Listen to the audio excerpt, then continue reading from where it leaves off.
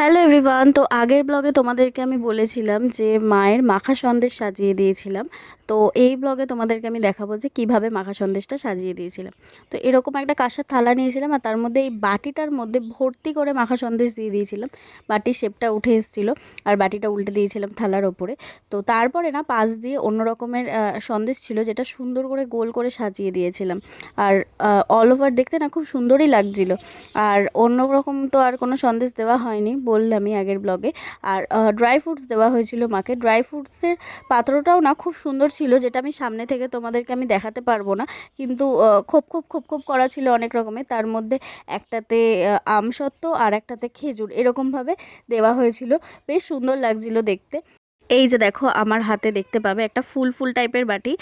যদি তোমরা একটু ভালোভাবে দেখো দেখতে পাবে বাটিটার ডিজাইনটা খুব সুন্দর। তো নেক্সট ব্লগে নৈবেদ্যর ভিডিও নিয়ে আসছি। তো চলো এখনের মতো টাটা।